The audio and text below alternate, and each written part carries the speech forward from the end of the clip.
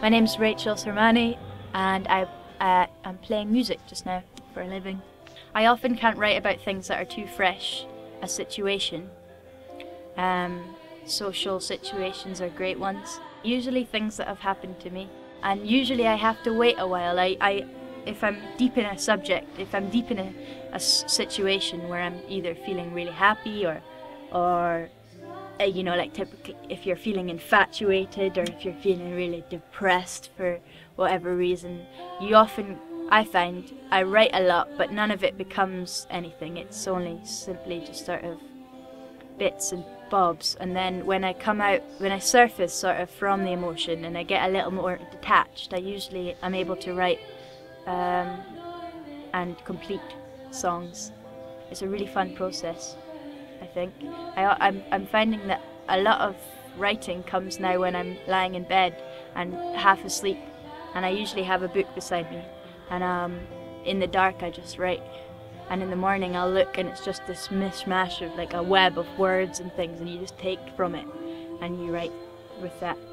And I write about loads of things. I like dreams. I write about a lot of dreams are inspirational, because they sort of create the imagery without you even having to think much about it. It's got elements of where I come from, I suppose, naturally, as everyone's does. Like I was listening to Wake the President there, and one of their songs, they even speak about it before, being about a bar in Glasgow and stuff like that. So, although I don't quite speak about maybe my Highland life, like heritage or whatever it is, maybe it doesn't come out on purpose, but naturally, maybe it does. I've got a song called Humming Home, which I suppose is my most sort of, I'd say it's got more of a country feel, but then it's got definite hints towards where I live and stuff like that. And then the band that I play with certainly allow people to hear a little bit more of a sort of Scottish vibe from it, because we've got, well, 3 fiddles now, and yeah, big band, and they're all great, and yeah, I suppose I sing with a bit of a Scottish accent, and yeah, I love where I come from and play a lot of traditional music, not really within my own music, but I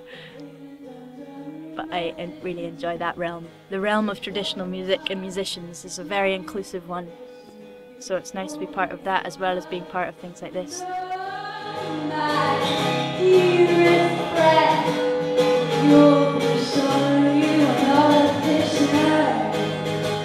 If I'm honest, I don't see too much of a traditional. There's a bloodline, I suppose, but I'm quite far from the tree, and so. But people further afield. I remember playing in Inverness, one of my first gigs, in Hootenannies, and there was this American guy, and he was like, "I just love that Gaelic sound," and I wasn't even speaking Gaelic, but. So people essentially hear that you're from Scotland and hear the Scottishness immediately, whether it sounds that way or not. It's been well received by most people, I think, so far. Had good gigs, had good people at the gigs. The better gigs are the ones where people listen, because essentially I focus a lot on the words. Sometimes I feel more so than the music, that the music sort of follows the lyrics. A lot of the time, as much as it's, you know, that's what makes it what it is, I suppose, like creating the music around it and stuff, or with it. It's sort of a double journey, I suppose. But yeah, the better gigs are when people listen, and when people listen, it usually goes down better. So yeah, it's a sort of two-way thing.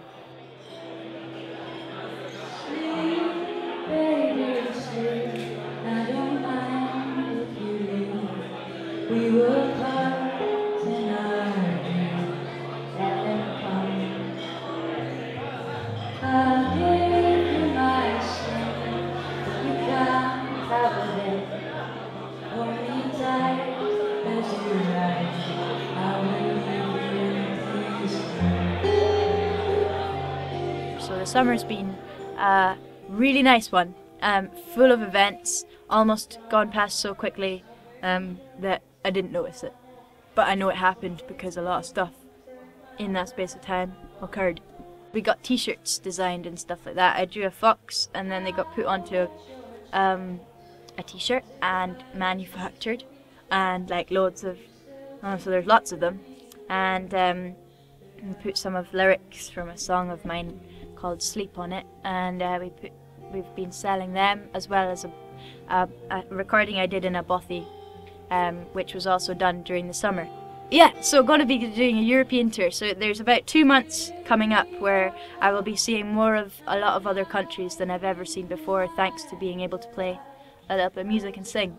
So I'm so grateful for like the opportunities that have come my way. I've been really lucky. Everybody on comfortable rugs on the floor.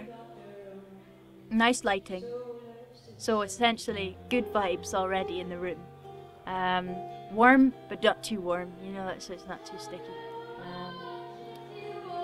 And in fact, let's make it a really ideal gig. Maybe if we were right out in the wilderness where it was snowing and everybody got there and it was deep, deep, deep snow, and there was this tent that you could see from far off just glowing, sort of red from the outside, and you go in and there's just fur rugs everywhere and happiness and smell of incense or something like that, and then just a wee stage and for people to listen, to sit down and enjoy and listen, sort of. That would be nice. And that often happens. Well, not the snow and the rugs, but like listening is a common occurrence, which is I'm very grateful for. So somewhere where it's still and peaceful.